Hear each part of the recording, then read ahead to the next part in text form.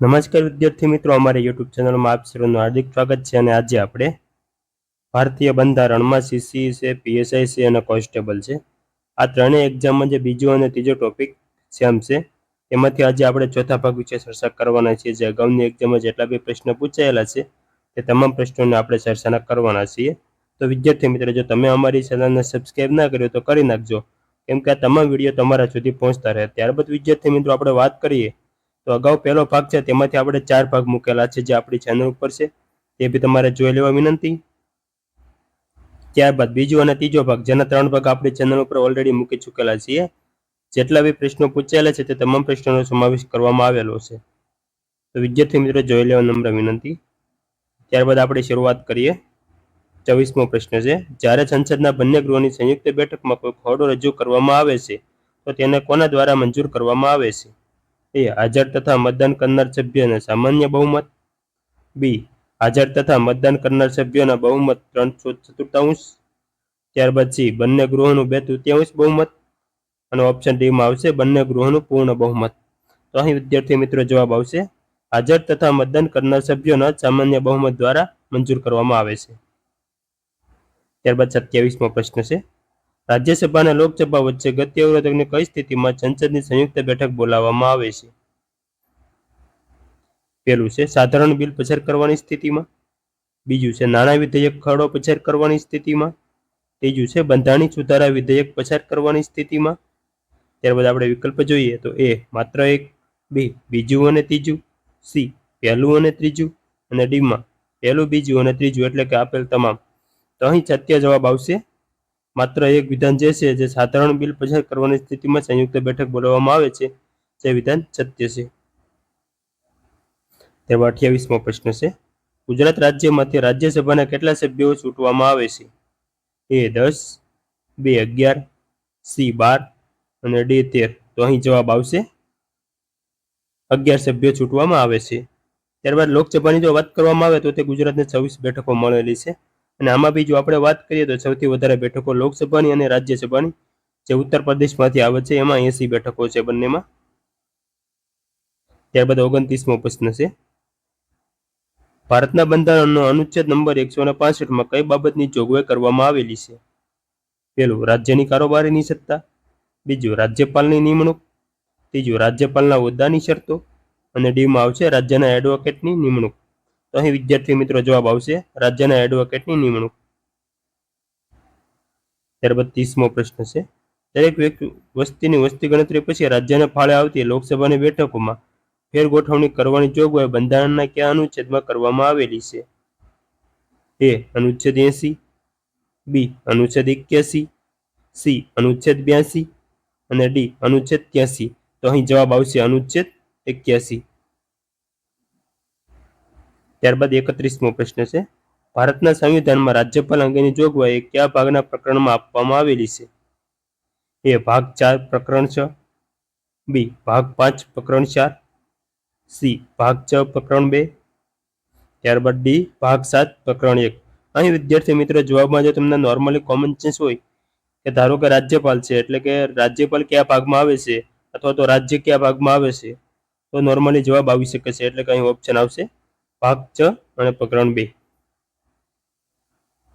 ત્યારબાદ 32મો પ્રશ્ન છે, સંસદના સભ્ય તરીકે ગેરલાયક ઠરવા અંગેના પ્રશ્ન બાબતે નીચેનામાંથી કોણ કરે છે? એ. સર્વોચ્ચ ન્યાયાલય. બી. સદનના અધ્યક્ષ કે સભાપતિ. ત્યારબાદ સી માં છે નિર્વાચન આયોગની સલાહ અનુસાર રાષ્ટ્રપતિ. અને ડી માં છે નિર્વાચન આયોગની સાથે પરામર્શ કરીને સદનના અધ્યક્ષ કે સભાપતિ. તો અહીં વિદ્યાર્થી મિત્રો જવાબ આવશે નિર્વાચન આયોગની સલાહ અનુસાર રાષ્ટ્રપતિ કરે છે, જેને બરતરફ કરી શકે છે. ત્યારબાદ 33મો પ્રશ્ન છે, ગુજરાત વિધાનસભાની ચૂંટણીમાં સ્પષ્ટ બહુમતી માટે કેટલી બેઠકો જરૂરી છે? એ. 99 બેઠક. બી. 80. સી. 92 અને ડી 91. તો અહીં વિદ્યાર્થી મિત્રો જવાબ આવશે 92 બેઠકો જવાબદાર છે. એટલે કે હાલમાં 181 બેઠકો છે, તેની 50+1 બેઠક જરૂરી હોય છે. અને હાલ આપણે જો જોઈએ તો 156 બેઠક સાથે બીજેપી અત્યારે સર્વોચ્ચ પક્ષ તરીકે કાર્ય કરે છે. ત્યારબાદ 34મો પ્રશ્ન છે, ભારતના રાષ્ટ્રપતિ અને વિવિધ રાજ્યોના રાજ્યપાલો ભારતીય બંધારણની કલમ હેઠળ બંધારણની પ્રતિજ્ઞાનો લાભ મેળવે છે? એ 336, બી 361, સી 369 અને ડી 402. તો અહીં વિદ્યાર્થી મિત્રો જવાબ આવશે 361. એટલે કે વિદ્યાર્થી મિત્રો અહીં એમ કહેવામાં આવ્યું છે કે કલમ નંબર 361 મુજબ રાષ્ટ્રપતિ અને રાજ્યપાલોને રક્ષણ આપવામાં આવ્યું છે. ત્યારબાદ 35મો પ્રશ્ન છે, કેન્દ્ર રાજ્ય સંબંધો બાબતે સરકારી આયોગમાં કુલ ખાલી જગ્યા ભલામણો કરી. એ કલમનો 159, બી 219, સી 247 અને ડી 310. તો અહીં વિદ્યાર્થી મિત્રો જવાબ આવશે 247. ત્યારબાદ 34મો પ્રશ્ન છે, ભારતીય બંધારણની કલમ 263 અંતર્ગત આંતરરાષ્ટ્રીય પરિષદની સ્થાપના વર્ષમાં કરવામાં આવી. એ 1990, બી 1995, સી 1996 અને ડી 1999. તો અહીં જવાબ આવશે વિદ્યાર્થી મિત્રો 1990. 37મો પ્રશ્ન છે, નીચેનામાંથી ભારતીય બંધારણની કઈ કલમ ધારાસભાને બંધારણમાં સુધારો કરવાની સત્તા આપે છે. એ 368, બી 365, સી 362 અને ડી 361. તો અહીં વિદ્યાર્થી મિત્રો જવાબ આવશે 368, જેમાં બંધારણમાં સુધારો કરી શકાય છે. ત્યારબાદ 38મો પ્રશ્ન છે, ભારતીય બંધારણના કયા અનુચ્છેદમાં દર્શાવવામાં આવ્યું છે કે મહાભિયોગના કેસ સિવાય સુપ્રીમ કોર્ટ અથવા હાઈકોર્ટના ન્યાયાધીશના વર્તન અંગે ધારાસભા ચર્ચા કરી શકતી નથી. એ અનુચ્છેદ 121 અને 21(1), 211, ત્યારબાદ કલમ 122 અને 212, ત્યારબાદ સી ઓપ્શનમાં છે કલમ 123 અને 213, ત્યારબાદ કલમ નંબર 124 અને 214. તો અહીં વિદ્યાર્થી મિત્રો જવાબ આવશે કલમ નંબર 121 અને 211. એટલે કે સુપ્રીમ કોર્ટ માટે 121 કલમ છે, જ્યારે હાઈકોર્ટ માટે 211 કલમ છે.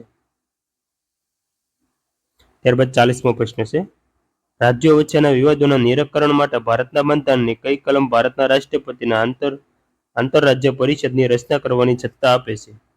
એ 260, બી 261, સી 262 અને ડી 263. તો અહીં વિદ્યાર્થી મિત્રો જવાબ આવશે 263. ત્યારબાદ આગળ જોઈએ 41મો પ્રશ્ન છે, ભારતના સંવિધાનના કયા અનુચ્છેદ અંતર્ગત દરેક રાજ્ય માટે એક રાજ્યપાલની જોગવાઈ થયેલી છે. એ 153, બી 156, સી 155, ડી 156. તો અહીં વિદ્યાર્થી મિત્રો જવાબ આવશે 153 મુજબ. ત્યારબાદ રાજ્યપાલની નિમણૂક વિશે જો આપણે જોઈએ તો એ આવશે 155. ત્યારબાદ 42મો પ્રશ્ન છે, રાજ્યપાલની નિયુક્તિ અને મહાભિયોગ સંબંધમાં નીચેના પૈકી ભલામણોને અયોગ્ય સમિતિ દ્વારા કરવામાં આવી છે. એ આયોગ દ્વારા સમિતિ કરવામાં આવી છે. એ રાજ્ય વિધાન દ્વારા આયોગ રાજ્યપાલ પર મહાભિયોગ ચલાવવાની જોગવાઈ ભારતના સંવિધાનમાં સામેલ કરવી જોઈએ. બીજું છે, રાજ્યપાલની નિયુક્તિમાં રાજ્યપાલ રાજ્યના મુખ્યમંત્રીની સલાહ લેવી જોઈએ. ત્યારબાદ આપણે વિકલ્પ જોઈએ તો એ વહીવટી સુધારણા આયોગ, બી ન્યાયમૂર્તિ વી ચેલૈયા આયોગ, સી પૂંચી આયોગ અને ડી રાજ્ય મંદાર સમિતિ. ત્યારબાદ વિદ્યાર્થી મિત્રો આપણે જવાબ જોઈએ તો અહીં જવાબ આવશે પૂંચી આયોગ દ્વારા કરવામાં આવી હતી બંને જોગવાઈઓ. ત્યારબાદ અહીં 43મો પ્રશ્ન છે, સંસદ દ્વારા પસાર કરાયેલા બિલ અંગે સંવિધાનમાં અનુચ્છેદ 111 હેઠળ ભારતના રાષ્ટ્રપતિને કેટલા વિકલ્પો આપવામાં આવેલા હોય છે. એ માત્ર 1, બી માત્ર 2, સી માત્ર 3 અને ડી માત્ર 4. તો અહીં વિદ્યાર્થી મિત્રો જવાબ આવશે માત્ર 3 વિકલ્પો આપવામાં આવેલા હોય છે. અહીં વિદ્યાર્થી મિત્રો જે રાષ્ટ્રપતિને વીટો સત્તા આપવામાં આવી હોય છે તેની વાત કરવામાં આવેલી છે. એમાં જો આપણે જોઈએ તો આત્યંતિક વીટો છે જે બ્રિટનમાંથી લેવામાં આવેલો છે, ત્યારબાદ નિલંબનકારી વીટો છે જે ફ્રાન્સમાંથી લેવામાં આવેલો છે, અને જે પોકેટ વીટો છે. આ રીતે 3 વીટો સત્તા આપવામાં આવેલી છે.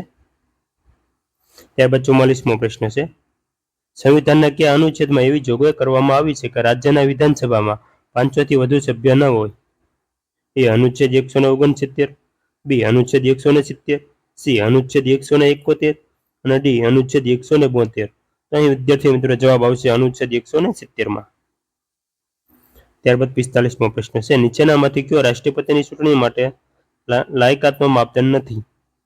એ વ્યક્તિ ભારતનો નાગરિક હોવો જોઈએ, બી તે વ્યક્તિની ઉંમર 45 વર્ષની ઉંમર પૂરી કરેલ હોવી જોઈએ, ત્યારબાદ સી છે વ્યક્તિ લોકસભાના સભ્ય તરીકે ચૂંટાવા માટે લાયક હોય, અને સી ડી ઓપ્શનમાં છે વ્યક્તિ ભારત સરકાર અથવા કોઈ પણ રાજ્ય હેઠળ લાભદાયક પદનો હોદ્દો ધરાવતી ન હોય. તો અહીં વિદ્યાર્થી મિત્રો જવાબ આવશે એમની ઉંમર 45 વર્ષે પૂરી હોય તે ખોટું છે. અહીં ઉંમર 35 વર્ષ આવશે. ત્યારબાદ 46મો ક્વેશ્ચન છે ઉપરાષ્ટ્રપતિની ચૂંટણીને લગતી શંકાઓ અને વિવાદો કોણ નક્કી કરે છે? એ રાષ્ટ્રપતિ, બી કેન્દ્રીય ચૂંટણી પંચ, સી ઉચ્ચતમ ન્યાયાલય અને ડી સંસદ. તો અહીં વિદ્યાર્થી મિત્રો જવાબ આવશે ઉચ્ચતમ ન્યાયાલય દ્વારા નક્કી કરવામાં આવે છે. 47મો ક્વેશ્ચન છે ભારતીય સરકાર દ્વારા બહાર પાડવામાં આવેલ વટહુકમ અમલમાં હોઈ શકે છે, એટલે કેટલા સમય સુધી વટહુકમ અમલમાં રહી શકે છે? એ સંસદ ફરી મળે ત્યારથી મહત્તમ 6 અઠવાડિયા માટે, બી સંસદ ફરી મળે ત્યારથી મહત્તમ 6 મહિના માટે, સી વટહુકમ પ્રસિદ્ધ થયાની મહત્તમ 12 મહિના માટે, અને ડી જ્યાં સુધી સંસદ અધિનિયમ પસાર ન કરે ત્યાં સુધી. તો અહીં વિદ્યાર્થી મિત્રો જવાબ આવશે સાંસદ ફરી મળે ત્યારથી મહત્તમ 6 અઠવાડિયા માટે વટહુકમ અમલમાં રહી શકે છે. ત્યારબાદ 48મો પ્રશ્ન છે નીચેનામાંથી કોણ કેન્દ્રીય મંત્રી અને ખાતાની ફાળવણી કરે છે? એ રાષ્ટ્રપતિ, બી વડાપ્રધાન, સી લોકસભાના સ્પીકર અને ડી સત્તાધારી પક્ષના પ્રમુખ. તો અહીં વિદ્યાર્થી મિત્રો જવાબ આવશે રાષ્ટ્રપતિ, જે વડાપ્રધાનના કહેવાથી મંત્રીઓના ખાતાની ફાળવણી કરે છે. ત્યારબાદ 49મો પ્રશ્ન છે પોતાની ફરજો બજાવવા માટે એટર્ની જનરલને સુનાવણીનો હક છે? એ માત્ર ઉચ્ચતમ ન્યાયાલયમાં જ છે, બી માત્ર ઉચ્ચતમ ન્યાયાલયમાં, અને સીમાં છે કેન્દ્રીય ટ્રિબ્યુનલો, ઉચ્ચ ન્યાયાલયો અને ઉચ્ચતમ ન્યાયાલયોમાં જ. ત્યારબાદ ડીમાં છે ભારત રાજ્ય ક્ષેત્રના તમામ ન્યાયાલયોમાં. તો અહીં વિદ્યાર્થી મિત્રો જવાબ આવશે ભારત ક્ષેત્રના તમામ ન્યાયાલયોમાં એટર્ની જનરલ પોતાને સુનાવણીનો હક રહેલો છે. ત્યારબાદ 50મો પ્રશ્ન છે સંવિધાન મુજબ નીચેનામાંથી કયું વિધાન ખોટું છે? પહેલું છે રાજ્યપાલ હોદ્દાની મુદત સામાન્ય 5 વર્ષની હોય છે પરંતુ તે અગાઉ સમાપ્ત થઈ શકે છે. ત્યારબાદ બીજું વિધાન છે રાષ્ટ્રપતિ દ્વારા રાજ્યપાલને કયા આધાર પર હટાવી શકાય તેની જોગવાઈ સંવિધાનમાં નિર્ધારિત નથી. ત્યારબાદ સી છે કોઈ પણ વ્યક્તિને એકથી વધુ વખત રાજ્યપાલ તરીકે નિયુક્ત કરવા કોઈ પ્રતિબંધ નથી. અને અહીં ડી ઓપ્શન છે રાજ્યપાલની રાજદ્વારી અને લશ્કરી કાર્ય સંબંધી રાજ્ય પૂરતા મર્યાદિત છે. અહીં વિદ્યાર્થી મિત્રો જવાબ આવશે ડી, એટલે કે રાજ્યપાલને રાજદ્વારી અને લશ્કરી સત્તા આપવામાં આવતી નથી, તે ફક્ત રાષ્ટ્રપતિને જ આપવામાં આવે છે. તેથી ડી ઓપ્શન ખોટો છે. ત્યારબાદ વિદ્યાર્થી મિત્રો જો તમને અમારું કન્ટેન્ટ ગમ્યું અને સરસ લાગ્યું તો લાઇક, શેર અને સબસ્ક્રાઇબ કરવા નમ્ર વિનંતી છે. ત્યાં સુધીમાં આપણે ભારતીય બંધારણમાં જે છેલ્લો ટોપિક આપેલો છે પંચાયતી રાજ તથા સ્થાનિક સ્વરાજની સંસ્થાઓ, તેમાંથી આપણે ભાગ 1 ટૂંક સમયમાં અપલોડ કરવામાં આવશે.